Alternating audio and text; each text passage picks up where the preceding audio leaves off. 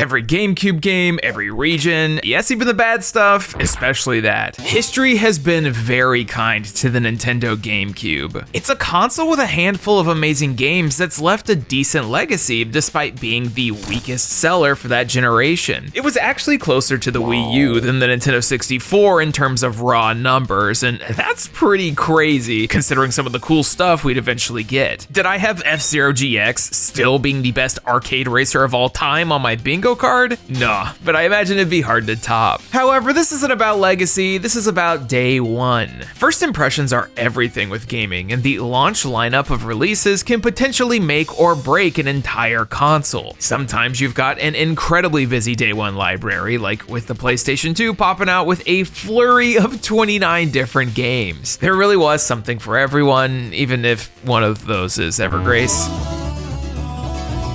The GameCube has a grand total of 23 different launch titles, none of which were Mario, which was a total shock. That's 3 in Japan, an additional 9 in North America, and 11 other unique ones when it came out in PAL regions. No launch windows, I'm talking day one. The consoles you waited outside overnight for, plugged into your 30-pound CRT bricks and listened to that iconic jingle with. We've gone and played through every single one of these launch titles, so if you've ever been curious about the gaming adaptation of Sylvester Stallone's Driven, you're at the right place. So yo, it's Austin, and today I've decided to take on a new mission, playing through every Nintendo GameCube launch title so you don't have to. A silly task, yeah, maybe, but one that I think's really interesting. I don't think that a lot of the day one releases were big system sellers. It wasn't until Smash came out a couple months later that people were like, okay, I gotta get the GameCube. But that's not gonna stop me from yapping off about Rogue Squadron 2. We've got a whole bunch of different games to talk about today. 23 specifically because, yeah, we're gonna be talking about the sports stuff, so strap in. But before we get started, I got a word from today's sponsor, AG1. You know what's hard? Taking that first step towards being healthy, especially when you're tired all the time like me. It's something I've struggled with for years, even with weight loss, but it turns out sometimes a little boost with the right nutrition goes a long way. I'm sure a lot of y'all have seen the drastic increase in videos we've been getting out. My energy is flourishing. Over the last few months, I've been using AG1 in the morning, and it's been a big part of that. AG1 is a foundational nutrition supplement that works super well first thing in the morning. You just gotta scoop their formula of vitamins and minerals, combine it with about 8 to 10 ounces of cold water, shake the heck out of it, and enjoy. Maybe toss in a little oat milk or lemon to get it right to your liking, and then you can be enjoying the benefits like me. Like for real, I've been using AG1 every single morning, and it's been a great start to every day. AG1 has a blend of 75 different vitamins, minerals, and whole food sourced ingredients. These are all high quality, and it's also gluten-free, dairy-free, keto, vegan, and paleo-friendly. Beyond an energy boost, it's also been something that supports gut health, can combat signs of aging, and has been something I've recommended to friends and family. So if you want to take that first step towards supporting your health, click the link down in the description and check out AG1 today. With my link, you'll get 5 free AG1 travel packs and a bottle of vitamin D whenever you first subscribe. Take the first step and click the link down in the description to try AG1 today. Thanks to AG1 for the sponsor, but for now we gotta go back to the year 2001. A solid year after the PlayStation 2 would come Nintendo's first actual disc-based console, the Nintendo GameCube. When this thing launched in Japan, they kept the releases real light, so I figured we should talk about those first. Looking back, a brand new Nintendo console launching with Luigi's Mansion, Super Monkey Ball, and a brand new Wave Race sounds like lunacy. Especially because one of those was from longtime Nintendo rival, Sega. Dogs and cats living together, mass hysteria. The lead up to the Nintendo GameCube's global launch is something that I remember vividly. You can kind of see the direction they were going with the N64DD, that they wanted to embrace the discs, but in their own stubborn way with these tiny little things. But the big thing was an event that got covered to death by early gaming news websites called Nintendo Space World. They ran this for a decade and some change, but the event in 2000 would be the formal unveiling of both the GameCube and Game Boy Advance. With that came trailers and demos of familiar Nintendo things on the next gen, and let's just say the 10 seconds of Link versus Ganondorf was something people talked about for years. This event had everything. People coming out of a box in full latex outfits, Mario 128, early versions of Metroid Prime, and something called Meowth's Party? Sure, but we wouldn't be seeing any of that day one. Instead, the only thing from Space World that hit Japan at launch would be a little game called Luigi's Mansion? Ever heard of it? Truthfully, deciding on Luigi's Mansion to be your leading man for a brand new console was and still is a daring choice. Not that Luigi isn't a draw, brother, but the previous few Nintendo consoles had launched with 10 out of 10 bangers out of the gate. Super Mario 64, Super Mario World, Super Mario Bros. Yeah, I think you see what I'm getting at. Luigi's Mansion is weird, but not in a bad way. Just a little less stomping Goombas and a little more. The premise is simple, and you probably already know it. You play as Luigi, you get a spam email saying you want a house and just gotta make a $5,000 deposit to get it, and then there's ghosts. You meet goobers like Professor Egad, who gives you a vacuum that can suck up the ghosts. Then you go room to room getting these ghosts, listening to hours of whistling and what I like to call the beginning of goofy Nintendo audio. Because from here, everything had to be a little extra. I'm not a big fan of the constant Game Boy horror beeping though. All things aside, I think Luigi's Mansion is a pretty cool game. It's certainly memorable in concept. It's like baby's first Resident Evil with a sucking machine and something you could use to get a younger audience into horror. It's just also not quite the day one banger the Nintendo GameCube should have had. This is the only Japanese Nintendo exclusive at launch, by the way. Pikmin is typically seen as launch window, but that would hit store shelves in Japan a full month after, so unfortunately it doesn't count. There was another Nintendo game day one though, just something made across the ocean in Redmond, Washington at Nintendo Software Technology. I brought it up before, but Wave Race Blue Storm is pretty good. The franchise Nintendo does not seem to care about at all. Wave Race Blue Storm is the third and final entry in a series that I think deserves a lot more love. It was a launch title both in Japan and America, and was exactly the kind of game kid me would have loved to play. Jet skis are kind of a relic these days. Does Jenna even know what these are? They were such a big part of mainstream culture in the 80s and 90s. Entire performances at SeaWorld and Universal Studios were based on them. But yeah, essentially slalom style ski racing where you go between buoys marked left and right. Take your dude or dudette and ride the waves to victory. I remember being incredibly impressed by the wave physics at the time and thinking that Wave Race was one of the coolest games Nintendo had ever made. Unfortunately, it doesn't seem like Nintendo feels the same way, considering they've never referenced it again. You can get the 64 version of this on Nintendo Switch Online, thankfully, so at least someone cares, but the Wave Race sequel deserves some love. The split-screen co-op ran decently enough, and it was surprisingly easy to pick up, even for newbies. The courses are pretty to look at, memorable, and the music's appropriate, although you'd be hard-pressed to hear it over the announcer.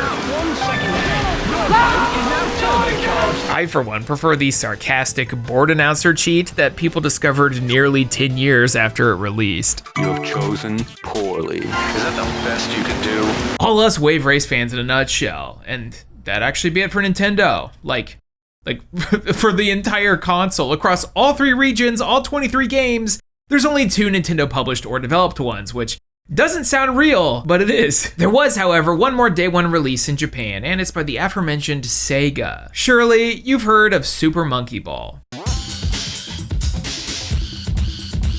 Super Monkey Ball, my love. I don't actually have too much to say about it, minus welcome Sega to the Nintendo consoles. The original Monkey Ball was an arcade title released a few months earlier in Japan that had decent success, and a giant banana controller to firmly grasp.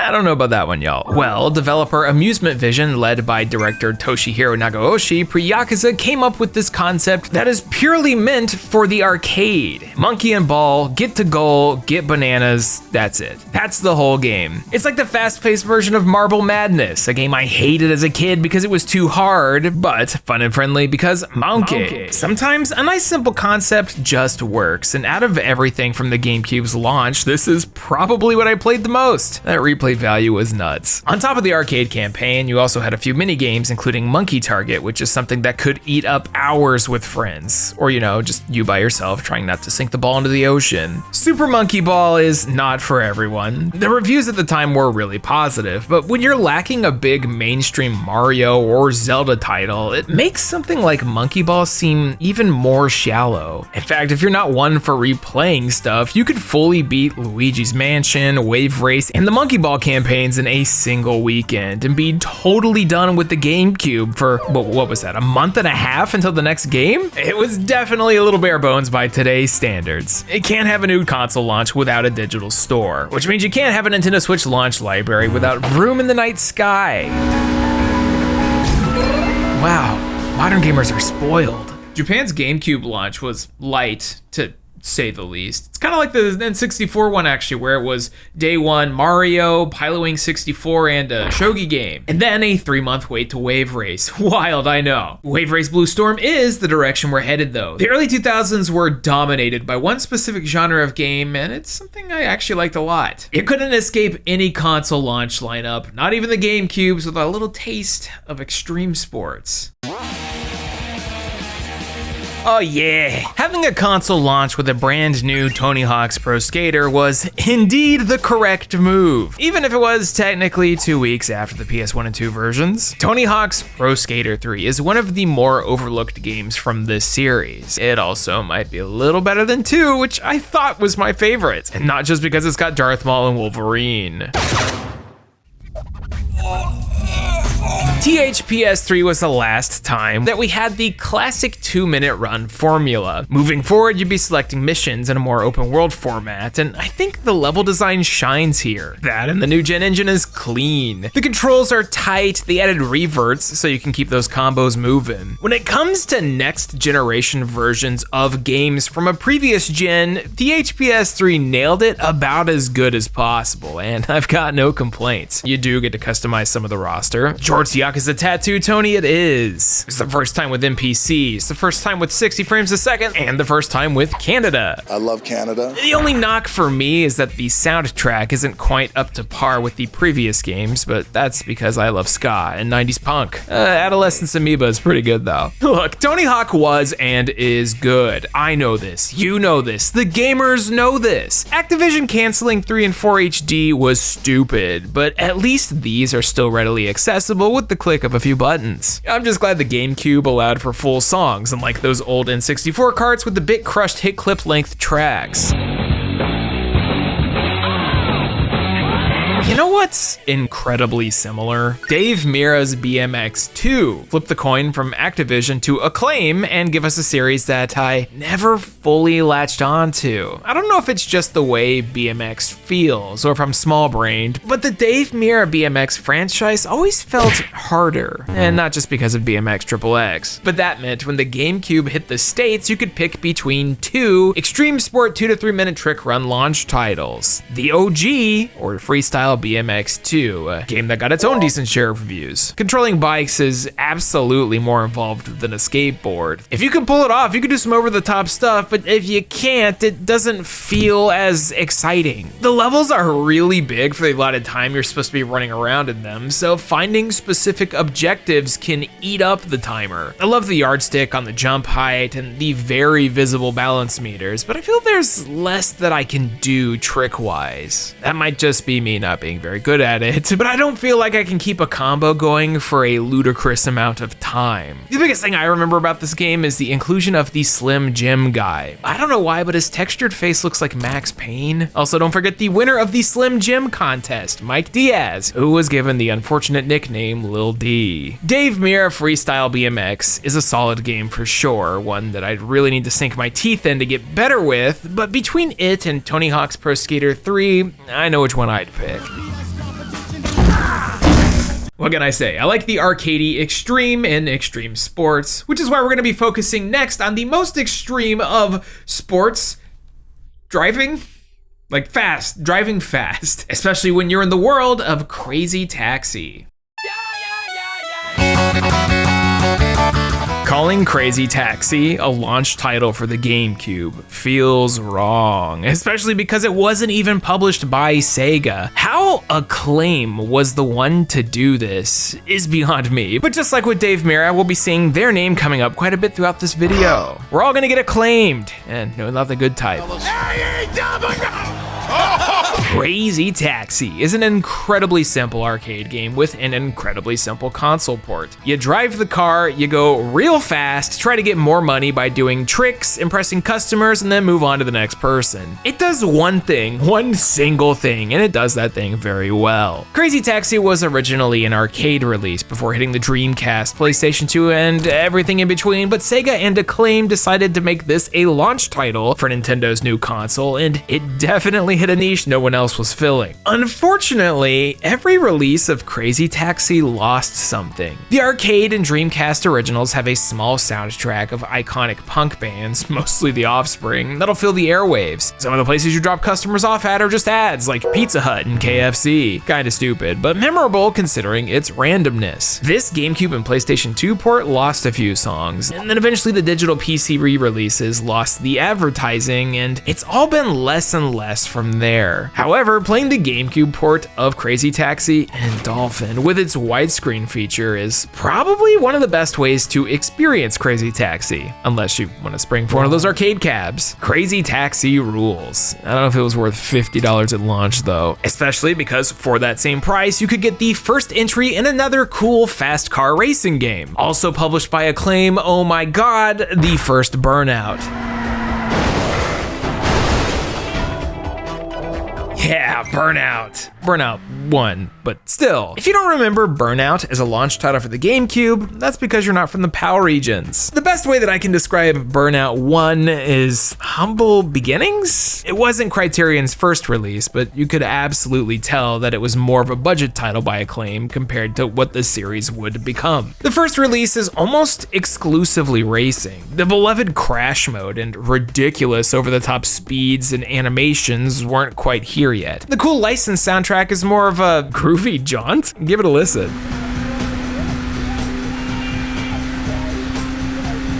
Burnout 1 is pretty basic. You can still smash into people and cause them to spin out, though the expensive looking particle destruction wouldn't be introduced until the sequels. Burnout is a pretty decent racing game, the closest the console got to a normal racing title at launch in any region, which is wild, and I don't hate it. Kinda like it. There's nothing wrong with simply Burnout. It's just not quite Burnout. That sentence sucks. I've been sprinkling in little bits of PAL and NTSC for all these categories so far, but next we're gonna focus exclusively on PAL. Unfortunately, PAL regions had to wait all the way to 2002 to get their launch GameCubes, but with that came a vastly different launch lineup. I don't care what anyone else says, XG3 Extreme G Racing is great. Another day, another futuristic racer. Another futuristic racer, another day well spent. When you think of Acclaim Entertainment, you probably think of some of the most crusty video games from the 90s and 2000s, and not just Krusty's Funhouse. I'm talking some stank-ass stinkers, some sports games, Dave Mirra, Shadow Man, and maybe Tark the Dinosaur Hunter. Don't forget I'm getting sued by Mary-Kate and Ashley. Well, despite all of that, they also happen to be the keepers of Extreme G, one of the most underrated one of these from the time. Take episode 1 Pod Racer, F-Zero, or Kinetica, but put a person inside a gravity-defying Akira motorcycle with gun attachments, and what you get is Extreme G. The third entry of this franchise was already out on the PlayStation 2, but managed its way into being a GameCube launch title in Europe and Australia, and that is one heck of a day one to get. Usually considered the best in the series, XG3 takes the future bikes and ramps it up to ludicrous speeds. I'm showing mostly the slowest one, 250G. Similar to F-Zero, you've got shields to watch that you can recharge on the tracks, and you can use them for a speed boost. You go fast too, which can also end with a dirt nap. Yeah, this can be tough, but it's worth it. Unfortunately, XG3 is a little short on tracks with a total of 10, but the differing speeds lead to different challenges due to just how fast things get. The campaign is a little bare bones, and the character and faction selections, mostly colors, although I love the details of the bikes having animations for weapon switching. Extreme G3 is an unforgettable game, one of the best in the series, one of Acclaim's best video games ever, and I like it. A solid launch title for the GameCube. One of these days I'll get around to XGRA, but for now let's just vibe with the most 2002 Future Racer soundtrack you can imagine.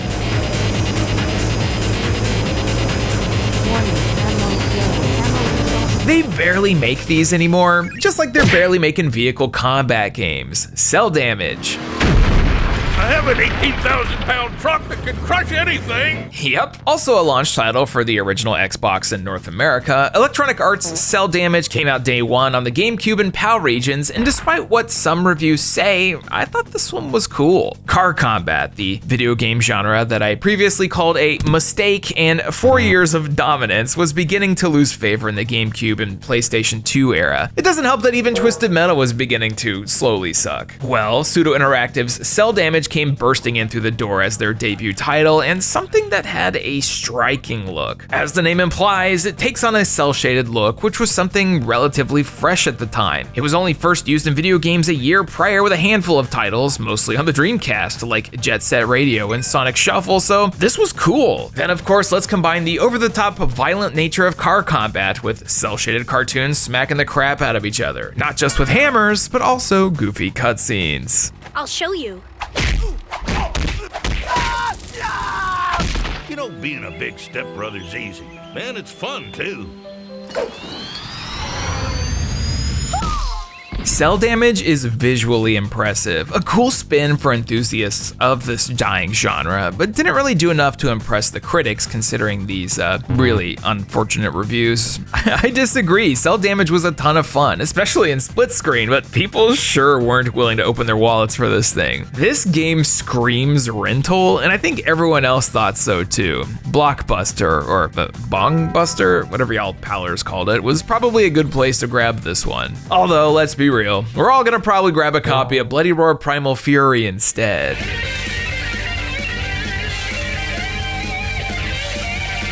Yeah! You know what's crazy? Despite being made by Aiding, one of Japan's premier uber jank fighting studios, who also gave us an 11 out of 10 Tatsunoko vs. Capcom, Bloody Roar Primal Fury hit the States a full month before Japan. I'm not really sure why. Personally, maybe it's because Activision picked up the publishing rights and said, bet. But it could also be the rampant popularity of Animorphs. It had just ended, and the people desired more personas. Bloody Roar, or as it was originally known, Beasterizer, the coolest name ever, is a simple concept. You control a bunch of zoanthropes, the standard cast of anime tropes, but with the ability to transform into dope-ass animals. We got wolves, rabbits, ninja moles, chameleons that do kickies. Don't forget Zion, the, Unborn? Yeah, okay, that's just a dragon. That's fair. Like the kid role-playing on the playground who's too overpowered. That ain't balanced. Bloody Roar Primal Fury isn't the most complicated of fighting games, and although I'd rather not spend a bunch of time inputting combos on that thing Nintendo called a D-pad, it's a totally solid console fighter at a time when they were slowly dying out. You can really tell when this game was made based on the hairstyles and fashion too. Like, just everything about Sheena here. What's going on back there? I love that the leopard form is still wearing the same clothes, and also the chameleon dude's outfit's totally ripped up. The details, man. Yo, check how fast I can teabag. Meet me in the streets, the club, my own funeral, don't matter, I'll wake up and throw down as Jenny the Bat any day. You win. If I was European and getting a GameCube for the first time at launch, and I saw a copy of Bloody Roar Primal Fury right in front of me, it'd probably be the second game I got, because the first would be Sonic Adventure 2 Battle.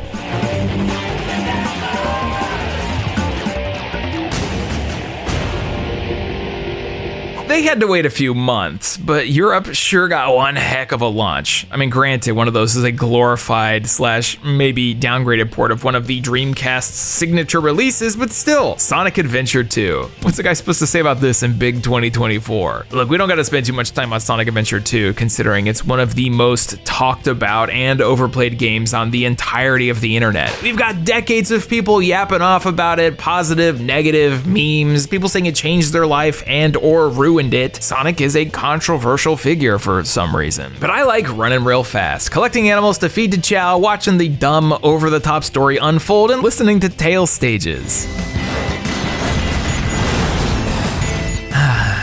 It's nostalgic, isn't it? Sonic Adventure 2 Battle has flaws, no doubt. There's some visual downgrades from the Dreamcast original, way less awful than the DX port of 1 though. Watch out, you're gonna crash! Ah!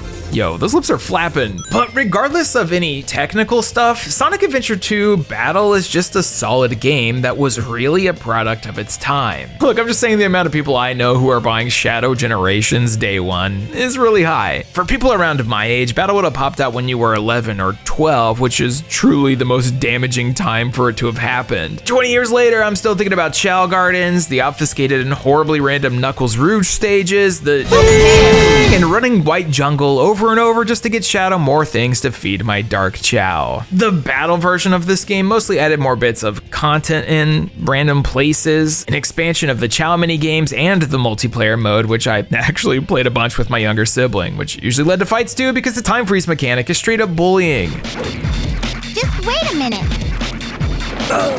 Europe and Australia may have gotten this one last, but even still, the idea of a new Nintendo game console launching with Sonic the Hedgehog, Sega's iconic mascot, not even a year after the Dreamcast's official demise, was a completely unheard of concept. It's a fun, if flawed game, and I think it holds up today. It's got a vibe unlike anything else, and the opening cutscene into City Escape creates an unparalleled sense of nostalgia. But who cares what I think? Go play it for yourself. Maybe Bloody Roar too. You know what? GameCube's pretty good. As you can probably tell, a vast majority of GameCube launch titles are multi-platforms. Hey, remember when Nintendo had those? I mean, when was the last time a Nintendo console had Madden? Which brings me to our next topic of the day, the unavoidable object, sports. We already did the X-TREME, so toss those out the window. It's not a video game console without good old-fashioned sport video games. There's a shot, struck against the bar. Yep, it's sports, but I'm not a hater, so let's give these a real try. Madden NFL 2002. No matter what happens, the choice is on you. This is John Madden 2002.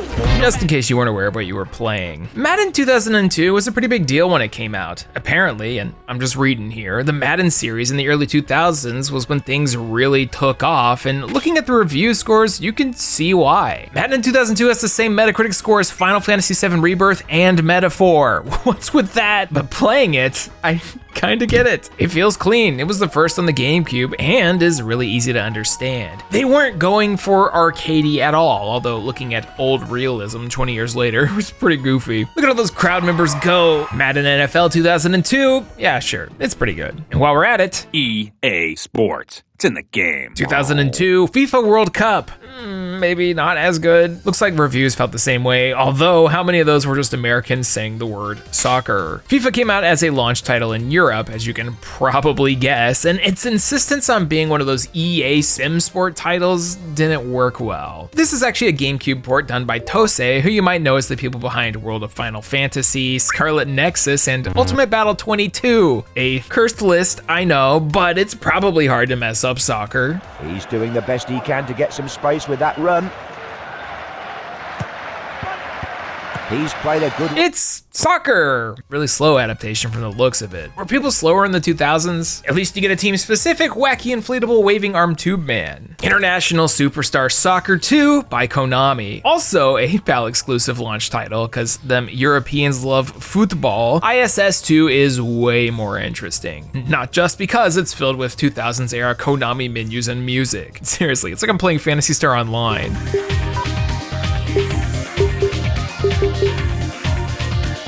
This pause menu might actually just be Sonic Adventure. Seriously. ISS 2 is one of Konami's many football video games. It's really a confusing mess of franchises, rebrands, and fusions of franchises. And this isn't actually part of Konami's other soccer franchise, Winning 11 or PES, which is now eFootball. I thought these were all different games. I guess not. ISS 2 is a pretty good soccer title and a good launch for the GameCube. You just gotta be in the mood for an early 2000s soccer game. And considering I'm more of an arcadey type, I'm sorry, Konami. I'll play Acme All-Stars though, y'all did that too. Though you don't gotta apologize for ESPN International Winter Sports.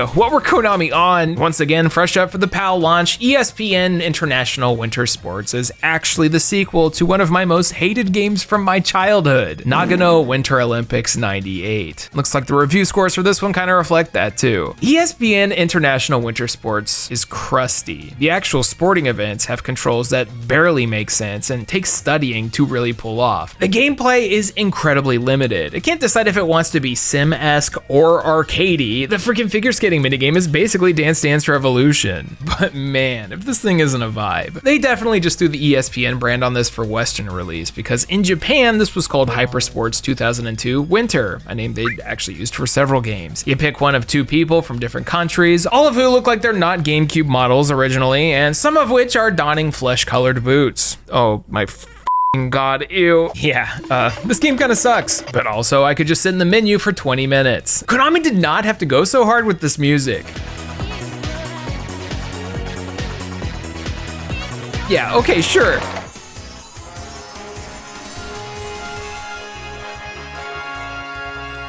Yay, we did it. Okay, two more. How's about All-Star Baseball 2002 by Acclaim? Again, can't escape. It's baseball. Look, I'm not one to sit here and dismiss sports games without any kind of reason, but man, if there was ever a game I'd throw into the shovelware pile, it'd be All-Star Baseball 2002. And welcome to a beautiful Sunday evening at Enron Field. Oh, Enron, that's dated. It doesn't have many modes, there's barely any features. Reviews from the time were like, and knowing Acclaim, it was also pretty budget. This one was a launch title in America though, so I guess alongside football, that's our game. Damon gets hit hard by that pitch. Huh, this senseless display of violence sure does remind me of something. Oh, yeah, I know. NHL HITZ 2002. Yeah! Man, that's gotta hurt. Lordy, that's gonna leave a bruise. Brought to you by Black Box Games. The people behind Need for Speed Underground 2 would be one of the best hockey video games of all time. I actually dig hockey. I used to go to San Antonio Rampage games where I'd watch the Canadians come down and beat the crap out of us. Like, actually, hockey players are goons. NHL HITZ 2002 is simply the hockey version of NFL Blitz or NBA Jam. It's big, dumb, arcadey hockey with lots of punching and stupid everything. Considering this game starts with Rollin' by Limp Bizkit, you know exactly what's gonna happen. Look, we don't gotta spend too much time on this. You know what it is. It's goofy sports action interspersed with some fighting. The system almost seems wacky and out of place too, especially when you mess around with the character customization. Turn on the big head mode too, why not? What we got going on here? It's a Shark Man. It's pure chaos. You wanna play in a hockey rink? Nah, how about a graveyard? Get Scorsese and Bloodline fans out of here. This is pure cinema. NHL HITZ 2002 is a good ass time, and I will be playing some more. I say this every now and then, but truly, they don't make games like this anymore. Down there. Come on, man, no need to carry on like animals. Oh, Martha! Video games are saved. NHL HITZ might be as good as NFL Blitz and NBA Jam, and I wish I'd known that when I was younger. I would have picked this up back in the day and played it all day long had I known, but that cover didn't really do it too many favors. Especially because any kid my age probably would have gravitated towards something with like a popular character or TV show on it. Things are so different nowadays, but back then you couldn't escape a brand new console without a couple licensed games. And if we're looking at every launch lineup, there were a lot. A couple decent, a couple terrible, and one maybe the best game at launch. But only one of them is Sylvester Stallone's Driven. If you risk nothing, you risk everything. If you've never heard of Driven, that's totally fine. The thing popped out in 2001 with a 14 on Rotten Tomatoes, was written and produced by Sylvs, and got itself nominated for a bunch of Razzies. Rocky on Wheels it was not. It's a film about racing, not F1, but karts, and that's not my expertise in the slightest, but I do know they're probably not supposed to do this.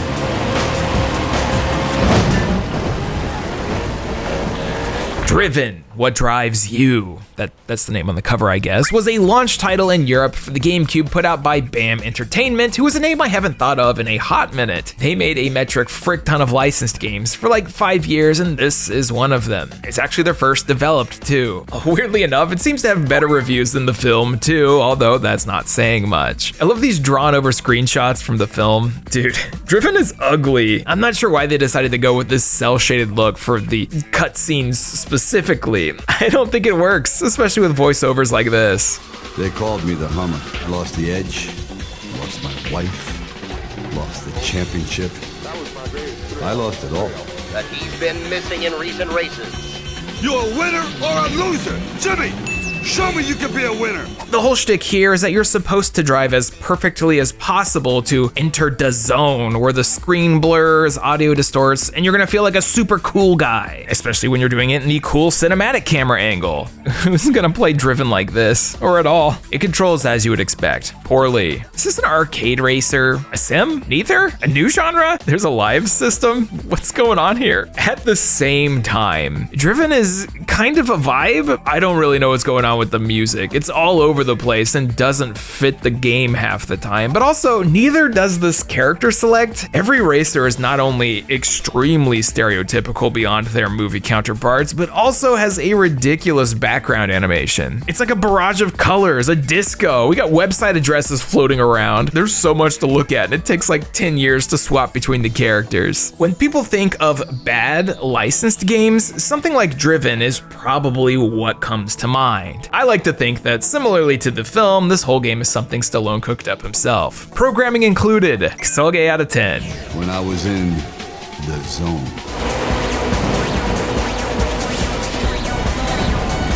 The European GameCube launch came with the most licensed games for sure, and swinging in next is something I don't think anyone asked for. Universal Studios Theme Park Adventure. The day one, ride or die, 3 out of 10. This thing is bad.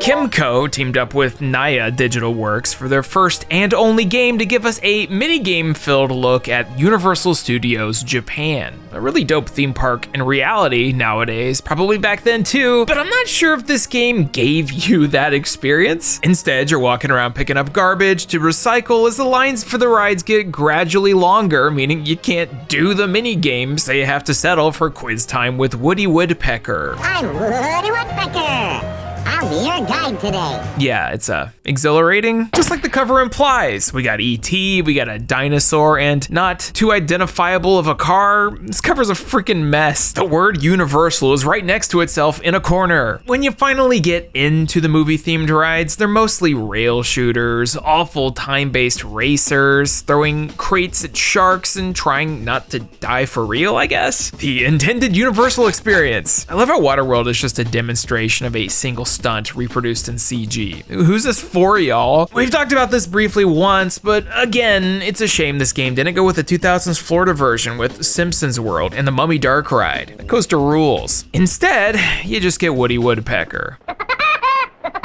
Europeans got this day one, had a ton of things to pick from, and could easily pass on it. And should. It's awful. Probably the worst GameCube launch title. You'd have a much better time with Batman Vengeance. Anyone out there like 90s animated Batman? Yeah, well, you should. It's an American cartoon staple. One of the things that got countless kids into DC, and it's just pretty good. Bruce Timm's character designs are iconic. Batman Vengeance is a video game tie-in for that show coming out several years after it ended. A launch title on the GameCube in both North America and Europe, Vengeance asks the question, what if Batman did a little Metal Gear and focused more on making a game look like the strikingly stylistic show as opposed to a run and punchy affair? And I think they pulled it off. Developed by Ubisoft Montreal, Vengeance is interesting. It spends a lot of time showing off the iconic animated Gotham, has the entire voice cast reprising their roles, including Kevin Conroy and Mark Hamill, and it tosses a showcase variety of gameplay styles. Everything is really cool except the combat. The combat's the weakest part, to say the least.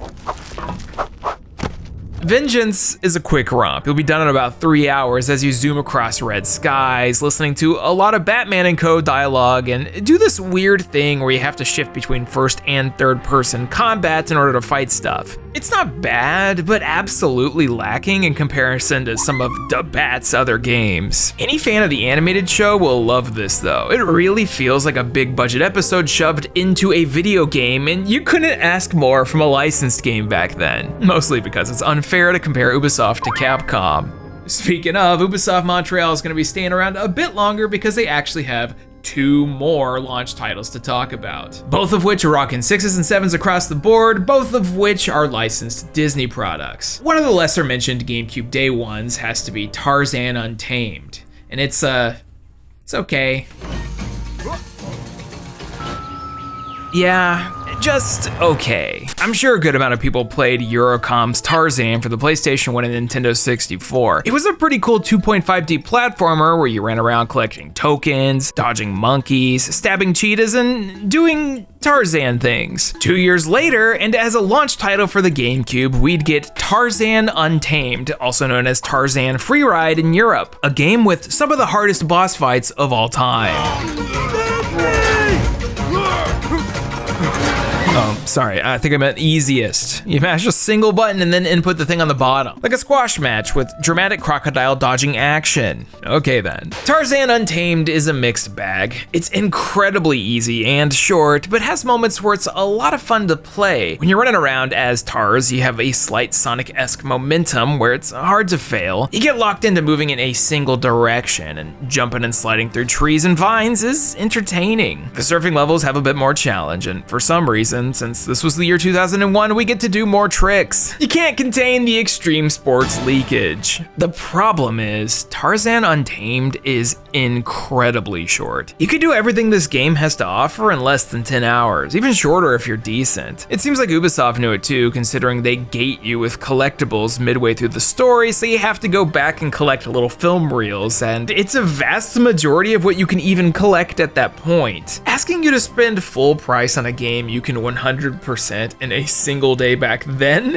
is a bit much, and it does absolutely nothing to stand out from other launch titles, minus having Tarzan stare directly into your soul on the cover. Tarzan Untamed, as I said, is okay. Now, take everything I just said, Ubisoft Montreal, Disney, launch title, this time for Europe, Donald Duck Goin' Quackers, or Quack Attack, sorry. Donald Duck Goin' Quackers is a funny case. It's a title with 4 completely different games that actually started on the previous generation with the Game Boy Color, Nintendo 64, PS1, and Dreamcast. The version here we're looking at came out on the PlayStation 2 all the way in the year 2000, but also hit the GameCube for its European launch in 2002. I got 3 words for you: Crash Bandicoot clone. Pretty decent one too. Though you'd better be okay with the audio landscape that a Donald Duck platformer provides.